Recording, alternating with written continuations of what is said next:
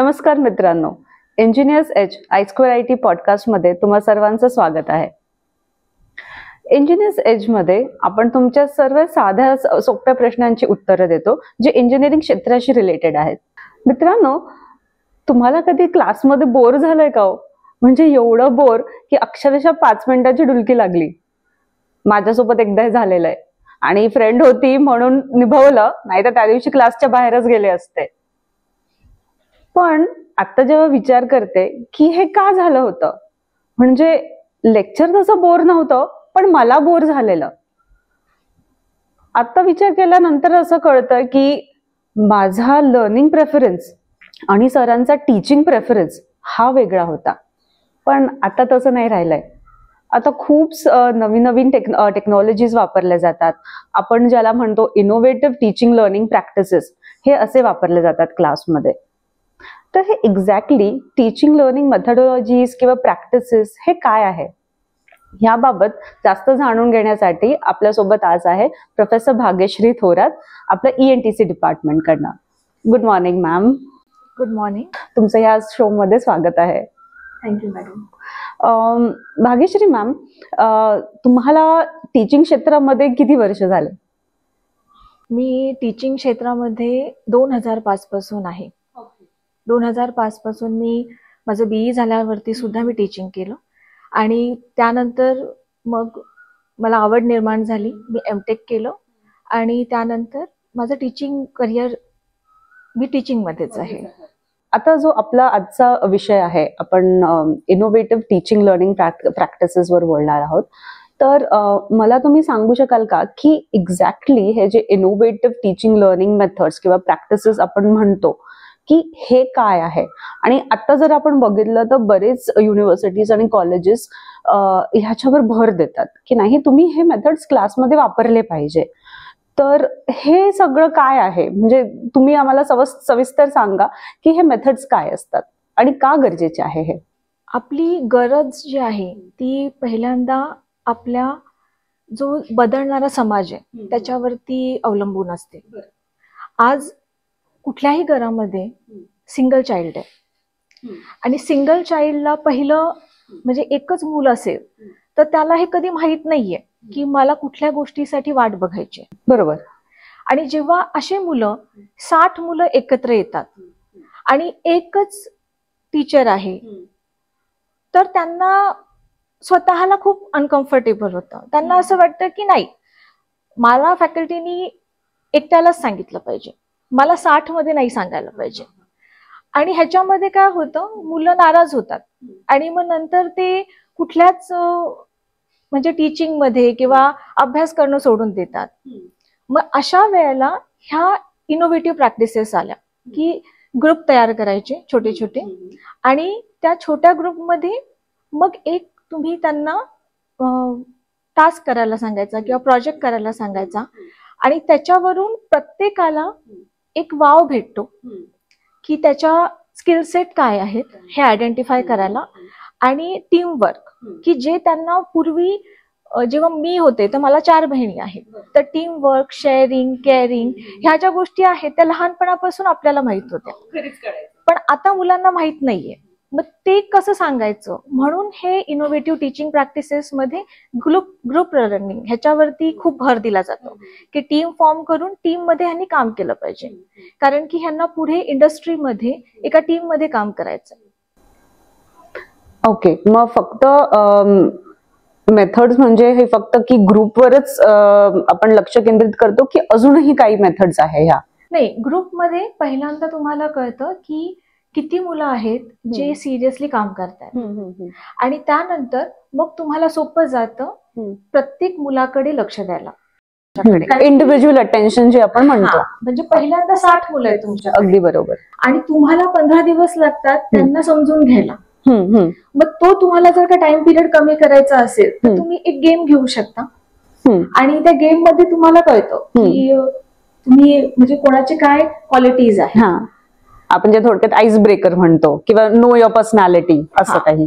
पहिली तर आपण जेव्हा म्हणजे आम्ही शिकत होते त्यावेळेस फक्त एक चॉक डस्टरद्वारे शिकवायचे किंवा फार फार पीपीटीज असायचे.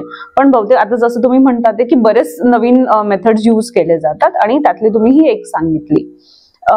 जेवढं मी बघते की हे सगळे चेंजेस आहे ना हे लॉकडाऊन नंतर जास्त आलेत किंवा टेक्नॉलॉजी जसं वाढलं कारण सगळं ऑनलाईन मोडवर गेलं आणि त्याच्यानुसार आपल्याला बदल करायला लागला आपल्या शिक्षण क्षेत्रामध्ये पण. तर तुम्ही मला सांगू शकाल की टेक्नॉलॉजी तुम्ही तुमच्या क्लासरूम मध्ये कसं वापरतात? मी जेव्हा सुरू केलेलं 2012 मध्ये तर माझ्याकडे सब्जेक्ट होता electrical circuit. Second year. Second. तर इलेक्ट्रिकल सर्किट मध्ये माझं स्पेशलायझेशन नेटवर्किंग आहे. तर नेटवर्किंग मध्ये म्हणजे हे मला स्वतःला जाणवलं की मला जास्त नॉलेज होतं आणि मला असं वाटायचं की मुलांना कळतंय, मी जे शिकवते ते मुलांना कळतंय.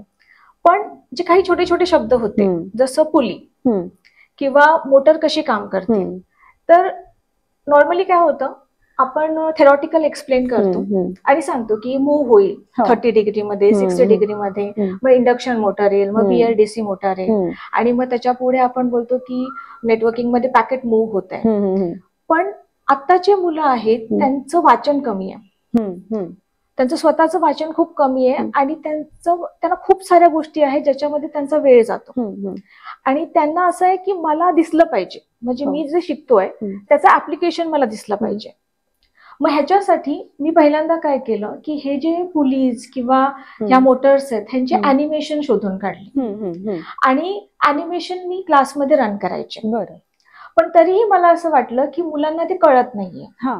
मग मी काय केलं की छोटासा व्हिडिओ तयार केला स्टार्टर वरती किंवा मोटर वरती आणि मल्टीसिम वरती मी सिरीज रेझोनन्स म्हणजे रेझोनन्स हा आपण सगळीकडे वापरतो, पण सिरीज रेझोनन्स आणि पॅरलल रेझोनन्स सर्किट इम्प्लिमेंटेशन नाही जमत, म्हणजे आउटपुटच येत नाही. म्हणजे तुम्ही सॉफ्टवेअर मध्ये करू शकता पण जेव्हा तुम्ही हार्डवेअरला येता आणि कंपोनंट अटॅच केल्यावरती मुलांना कळतच नाही की डिजिटल मीटर कुठे लावायचा, ॲमीटर कुठे लावायचा. आणि दुसरा काय प्रॉब्लेम होतो की 20 मुलं आहेत, प्रॅक्टिकलला येतात, 2 तास आहेत, आपण सांगतो त्यांना आणि त्यांना डाऊट कधी येतात जेव्हा ते घरी जातात आणि वाचतात. रात्री 9-10 जेव्हा ते वाचायला सुरू करतात मग त्यांना असं वाटतं की मला आत्ता कोणीतरी सांगितलं पाहिजे. मग आता आपण बघतो की नॉर्मली आपल्याला 9-10 नंतर मुलांचे मेसेजेस यायला सुरू होतात, म्हणजे पॅन्डेमिक नंतर आपण ते सॉल्व्ह पण केले त्यांचे प्रॉब्लेम्स, पण प्रत्येक वेळेला हे जमत नाही. मग काय करायचं की त्यांचे हे जे एक बॅच आहे तर 20 मुलांना काय प्रॉब्लेम्स आले, त्यांचे काय प्रश्न होते आणि त्या प्रश्नांवरती मी व्हिडिओ बनवायला सुरू केलं आणि तो व्हिडिओ मी त्यांना द्यायचे आणि त्यांना म्हणायचे की तुम्ही हे बघा, अजून तुम्हाला ह्याच्यामध्ये काय प्रॉब्लेम आहे. कारण की जेव्हा आपण असं व्हिडिओ देतो तेव्हा ते अनॉनिमस, म्हणजे माझी मी आयडेंटिटी डिस्क्लोज नाही करत कुठली कमेंट करताना. पण जेव्हा क्लासमध्ये काय होतं एखाद्या मुलाला डाऊट जरी असेल त्याला कळालं नाही आणि तो बोलला की मॅडम मला विचारायचंय, बाकीची मुलं हसतात आणि मग त्याला वाईट वाटतं. बरोबर आहे. मग त्याला असं वाटतं की अरे म्हणजे मला नाही कळत आहे, बाकीच्या नाही कळत नसतं, पण एक म्हणजे त्याच्यासाठी ते इन्सल्टिंग होऊन जातं. पण जेव्हा आपण ह्या प्लॅटफॉर्मला येतो, जेव्हा माझी आयडेंटिटी मी डिस्क्लोज नाही करत आहे आणि तरीही मी मला हवे तो प्रश्न विचारू शकते आणि मला गॅरंटी आहे, मी परत एकदा रिपीट करते की मला माहिती आहे की मला उत्तर भेटणार आहे. असं कुठल्याही प्लॅटफॉर्मवरती आपल्याला स्वतःला सुद्धा चांगलं वाटतं की न घाबरता कुठल्याही प्रेशरमध्ये न येता तो मुलगा एक इंडिव्हिज्युअल आयडेंटिटी आणि स्वतःचं एक नॉलेज एक्सपान्शन करू शकतो.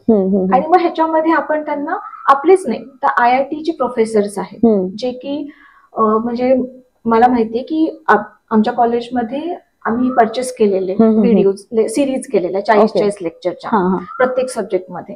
IIT ट्युटोरियल्स असं नाही, म्हणजे त्यांनी हार्ड डिस्क मध्ये ते आपल्याला पूर्ण कोर्स देतात, ते जे शिकवतात ते. तर आमच्या कॉलेजमध्ये त्या डिस्क अवेलेबल आहेत, मग त्या मी पूर्ण घ्यायचे आणि त्या 40 मध्ये जे मला इम्पॉर्टंट आहे किंवा मला असं वाटतं की मुलांना ही कन्सेप्ट का कळत नाहीये त्या कन्सेप्ट मी रिव्हिजन करायचे स्वतः आणि मग क्लासमध्ये 2दा-3दा रिव्हिजन घ्यायचे. त्याच्यामुळे काय होतं की आपल्याला सुद्धा एक अपॉर्च्युनिटी भेटते की आपण कुठे कुठे लॅकिंग आहोत. म्हणजे मला असं वाटतं की मुलांनी येऊन बोलणं की मॅडम मला समजत नाहीये आणि आपण त्याला समजवून न शकणं हे सगळ्यात मोठं मी बोलेल की चुकीची गोष्ट आहे. आणि त्याहीपेक्षा ठीक आहे आज मला नाही सांगता येते पण उद्या हे नाही झालं पाहिजे. कारण की आता टेक्नॉलॉजी इतकी फास्ट मध्ये चेंज होते की 3 महिन्याला अल्गोरिदम्स बदलतात, मशीन लर्निंग, एआय. आता तुम्हाला सुद्धा त्या लेवलनी म्हणजे त्या लेवलनी तुम्हाला आता स्वतःला अभ्यास करावा लागेल. अपडेट पेक्षा अभ्यास. कारण की म्हणजे लोकांना फक्त वाचायचंय पण टीचर्सना ते समजावून सांगायचं. अगदी बरोबर. अजून एक जी मला गोष्ट लक्षात येते ना की एक जी मेथडॉलॉजी आहे, एक आपण म्हणतो त्याला प्रोजेक्ट बेस्ड लर्निंग. जसं आता तुम्ही म्हटलं की तुम्ही ग्रुप करतात आणि मग असाइनमेंट्स किंवा तसं प्रोजेक्ट देतात. तर जे प्रोजेक्ट बेस्ड लर्निंग आहे बहुतेक 2019 कोर्स पासून त्याच्यावर खूप भर दिला गेलाय. फर्स्ट इयर मध्ये पण आहे ते आणि सेकंड इयर मध्ये पण आहे मुलांना. तर हे एक्झॅक्टली प्रोजेक्ट बेस्ड लर्निंग काय असतं आणि एका विद्यार्थ्याला याचा कसा उपयोग होतो? ओके, मी ENTCच्या ह्याने सांगते. तर सेकंड इयरला जर का आपण बघितलं तर सेकंड इयरला काय सब्जेक्ट असतो? सिग्नल सिस्टीम, बरोबर, त्याच्यानंतर इलेक्ट्रिकल सर्किट, इलेक्ट्रॉनिक सर्किट आणि मॅथमॅटिक्स बेसिक सब्जेक्ट आणि कंट्रोल सिस्टीम. आणि मग सेकंड इयर मध्ये OOP एक प्रोग्रामिंगचा सब्जेक्ट असतो. तर पहिलं त्यांना म्हणजे आता सिंपलची गोष्ट केली की मी फॅन सुरू केला, मुलाला ह्याची वेवफॉर्म ड्रॉ करता आली का? कुठलीही सिस्टीम 3 कन्सेप्ट मध्ये रन होते. एक त्याचा फ्रिक्वेन्सी रिस्पॉन्स काय आहे, बरोबर, एक त्याचा टाइम रिस्पॉन्स काय आहे. तर मुलांना हे सगळं समजण्यासाठी अगोदर सेकंड इयरला हे सगळे सब्जेक्ट वेगवेगळे करून दाखवलेले आहेत. सगळे वेगवेगळे पार्ट आहेत. पण जेव्हा आपण त्यांना प्रोजेक्ट देतो तेव्हा प्रोजेक्ट मध्ये त्यांना ह्या सगळ्या सब्जेक्टचं नॉलेज वापरायचं असतं. तेव्हा ऍप्लिकेशन महत्वाचं आहे. ऍप्लिकेशन त्याहीपेक्षा त्यांना पहिलं माहित पाहिजे की मॅक्सिमम पॉवर ट्रान्सफर म्हणजे काय, मी कधी आणि कुठला रजिस्टर लावल्यावरती मला एवढा करंट येणार आहे की जो पुढच्या स्टेजला मी ट्रान्सफर करू शकेन आणि तेव्हा माझं पुढचं सर्किट वर्क होईल. बरोबर. आणि हे करण्यासाठी त्यांना प्रोजेक्ट बेस्ड लर्निंग आहे. किंवा आता सिंपलची गोष्ट आहे, आपण अँड्रॉइड वेब डेव्हलपमेंट हा आता एकदम म्हणजे ट्रेंडिंग टॉपिक आहे. पण अँड्रॉइड वेब डेव्हलपमेंट मध्ये तुम्ही कितीतरी आहेत बॅकग्राऊंडला की फ्रंट एंड आहे, बॅक एंड आहे, म्हणजे तुम्ही डेटा कसा स्टोअर करणार. तर जेव्हा ते टीम वर्क मध्ये काम करतात तेव्हा त्यांना कळतं की एकेका स्टुडंटला एक एक एक्सपर्टीज हवंय. आणि ते अंडरस्टँडिंग किंवा ती सिरियसनेस मुलांना कधी येईल जेव्हा त्यांना आपण इंडिव्हिज्युअली म्हणजे त्यांना पूर्ण रिस्पॉन्सिबिलिटी देतो की तू हे करायचंय. आणि आपण त्यांना व्यवस्थित गाईड तर करावं लागतं कारण की नुसतं सांगून नाही चालत की तुम्ही हे करा. त्यांना जर का आपण व्यवस्थित सॉफ्टवेअर सांगितलंय किंवा आपण त्यांना सांगितलं की मला हे रिक्वायरमेंट आहे तर त्याप्रमाणे मुलं 100% नाही पण सेकंड इयरला 20% करतील. त्याच्यानंतर मिनी प्रोजेक्ट ठेवलेला आहे. मिनी प्रोजेक्ट मध्ये आपल्याला एक्सपेक्टेड आहे की त्यांनी 50% प्रोजेक्ट रन करायचे आणि मग ते बीईला त्यांचं मेजर प्रोजेक्ट की ज्याच्यावरती मी म्हणेल की त्यांचं एक करिअर आहे ते व्यवस्थित म्हणजे हँडल करू शकतात. कारण की आपण असं नाही म्हणत आहे की मुलांनी तो प्रोजेक्ट 100% सक्सेसफुली रन केला पाहिजे कारण की युजी स्टुडंट आहेत. करेक्ट. पण त्यांना ते कळालं पाहिजे माझ्या अकॉर्डिंग की माझा प्रोजेक्ट का रन झाला. मी मुलांना एकच म्हणते की तुम्ही मला इव्हन इतकं रिझन सांगितलं की हा प्रोजेक्ट माझा ह्या गोष्टीमुळे रन नाही झाला तरी मला चालेल कारण की त्याच्यासाठी तुम्हाला स्टडी करावा लागेल. मॅम आता तुम्ही प्रोजेक्ट लर्निंग बद्दल बोललात किंवा आपण तुम्ही डिफरंट मेथड्सही वापरतात क्लासरूम मध्ये. पण आपण हे मेथड वापरतोय आणि ह्याचा फायदा मुलांना होतोय झाला तर तो किती प्रमाणात होतोय हे कसं कळणार आपल्याला? तर मला ह्याच्या संदर्भात सांगा तुम्ही. आता फायदा आणि नुकसान ही खूप जनरलाइज कन्सेप्ट आहे. ती आपण आता नाही सांगू शकत कारण की मुलांना किंवा युजी स्टुडंट आहेत तर आता त्यांचं वय नाहीये हे ठरवण्याचं किंवा ऑर्गनायझेशननी किंवा फॅकल्टीनी पण मी पण जज नाही करू शकत कारण की जी मुलं सेकंड इयरला काहीच करत नाही ती बीईला खूप छान करतात आणि एक चांगलं अपॉर्च्युनिटी किंवा जॉब ग्रॅब करून पुढे व्यवस्थित त्यांचं फ्युचर डेव्हलप करतात. तर ह्याच्यासाठी पहिला पॅरामीटर जो आपल्याला युनिव्हर्सिटीनेच दिलेला आहे तो म्हणजे मार्क. पण त्याच्यामध्ये 3 आहेत, एक प्रॅक्टिकल, थिअरी, ओरल आणि टर्म वर्क. तर पहिल्यांदा जेव्हा आपण असाइनमेंट देतो तर मी पहिलं काय करते की पहिल्या वीकमध्ये समजा आता मी रेडिएशन अँड मायक्रोवेव्ह हा सब्जेक्ट शिकवते आणि फायबर ऑप्टिक्स हा बीईच्या सेकंड सेमला आणि रेडिएशन पहिल्या सेमिस्टरला. तर हे सब्जेक्ट आहेत जे 6G जनरेशनला मॅप होतात. तर मी पहिल्या आठवड्यामध्ये त्यांना रिव्ह्यू पेपर सांगते की एक प्रत्येकाने इंडिव्हिज्युअल रिव्ह्यू पेपर वाचून यायचा आणि त्याचं प्रेझेंटेशन ठेवते. त्यामुळे काय होतं पहिल्या आठवड्यामध्येच मुलांना कळतं की आपण हा जो सब्जेक्ट शिकणार आहोत तो फ्युचरमध्ये कसा मॅप करायचा. ओके.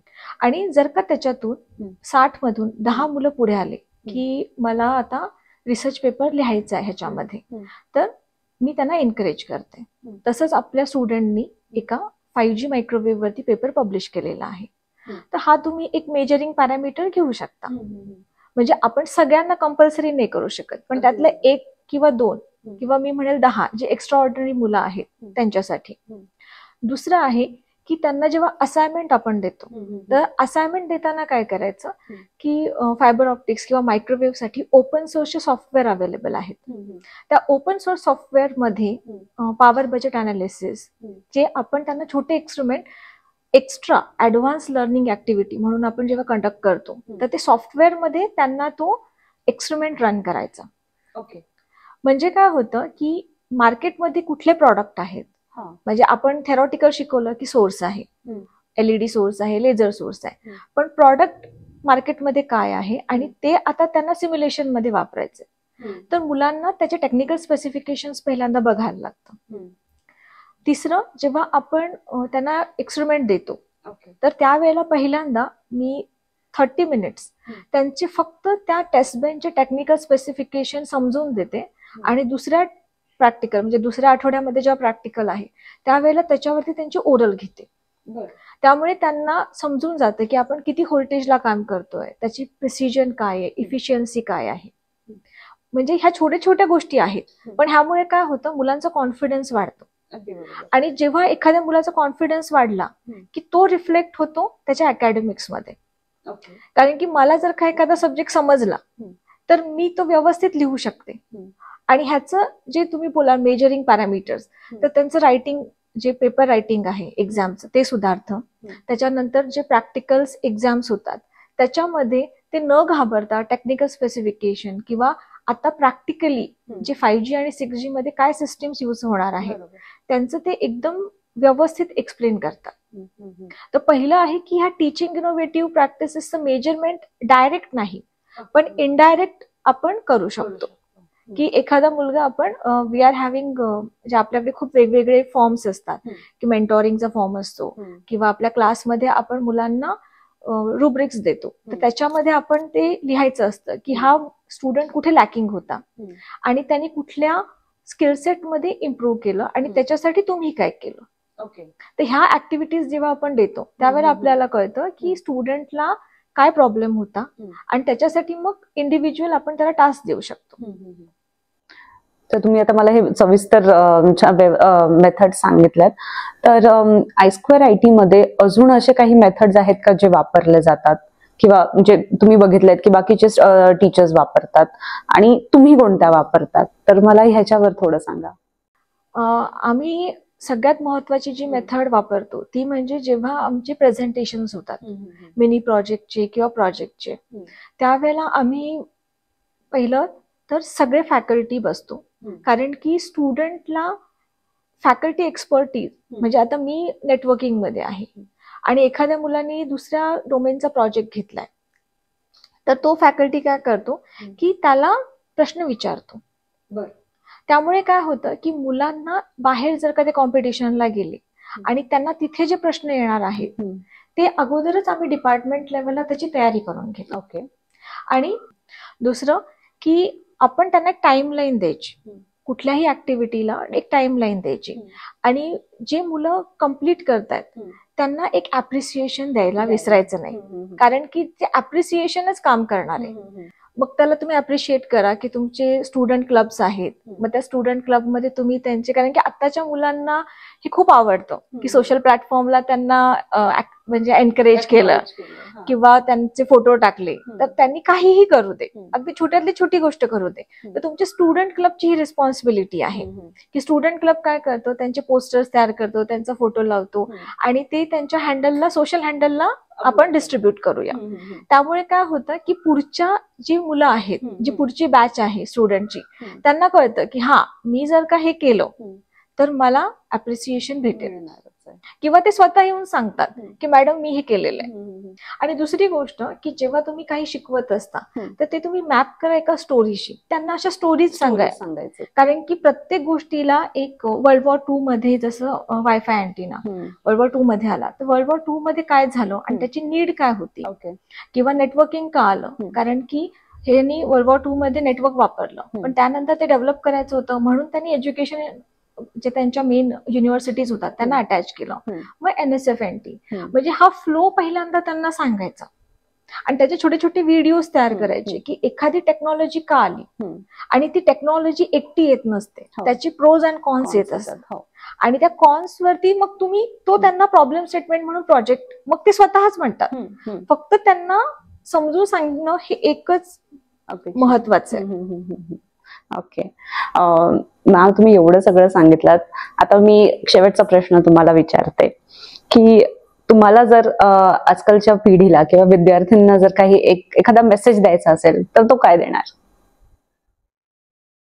जो मी स्वतः करते, म्हणजे मी स्वतः माझ्या आयुष्यामध्ये तो इम्प्लिमेंट करते आणि तेच मी बाकीच्यांना सांगेन की आता ना थोडं क्रेज आहे की मला ब्रँड अँबॅसेडर व्हायचं आहे. ओके, मला सोशल मीडियावर 1000 फॉलोअर्स हवे, माझं स्वतःचं युट्यूब चॅनल असलं पाहिजे आणि ते खूप पॉप्युलर असलं पाहिजे. पण पहिला प्रश्न म्हणजे माझं स्वतःचंही चॅनल आहे, युट्यूब चॅनल, पण तुमचं ऑब्जेक्टिव्ह काय आहे? कुठल्याही गोष्टी मागे पहिल्यांदा तुम्ही हे का करताय? तर पहिलं आहे की जर का तुम्हाला असं वाटतंय की तुम्हाला लोकांनी फॉलो केलं पाहिजे किंवा तुमचे प्रोजेक्ट बेस्ट झाले पाहिजे, आणि त्याही पेक्षा महत्वाचं आहे की तुम्हाला बेस्ट करायचंय, तर बेस्ट असं काही नसतं. तुम्ही किती कन्सिस्टंटली एखादी गोष्ट करताय. जर का तुम्ही कन्सिस्टंटली एखादी गोष्ट केली तर आफ्टर 30 रिपिटेशन ती इम्प्रूव्हच होत असते, ती बेस्ट होत नसते. दुसरी गोष्ट म्हणजे की तुम्ही पहिलं स्वतः डिसाईड करा की मला हे हॅकॅथॉन करायचंय.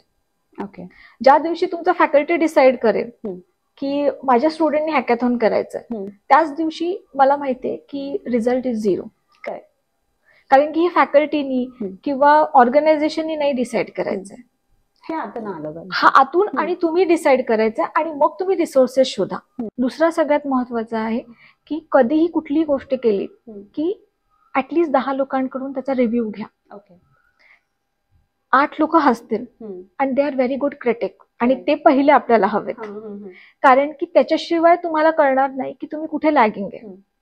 आणि तिसरं आहे की तुमचं ऑर्गनायझेशन किंवा तुमचं डिपार्टमेंट मध्ये जेव्हा तुम्ही एंटर करता तर पहिल्यांदा तुम्ही तुमच्या फॅकल्टीचं प्रोफाईल चेक केलं पाहिजे. ओके, म्हणजे तुम्हाला पहिल्याच दिवशी कळेल की मला ह्या विषयामध्ये जर का डाऊट आला तर मला कोणाला जाऊन भेटायचं.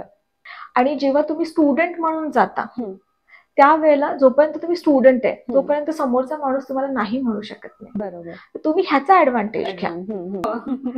आणि त्यासाठीच तुमचे शॉर्ट टर्म गोल आणि लॉंग टर्म गोल तुम्ही जर का व्यवस्थित डिफाईन केले, रिसोर्सेस फाइंड आउट केले, तर तुम्हाला कुठलीच गोष्ट अशक्य नाहीये. आपलं ऑब्झर्वेशन स्ट्रॉंग केलं पाहिजे की तुम्ही विचार करा की कसं होईल, अजून 20 वर्ष 30 वर्ष अशी कुठली गोष्ट आहे जी राहणार आहे, आणि त्याच्यावरती काम करा, त्याच्यावरती तुमचा प्रोजेक्ट राहू दे.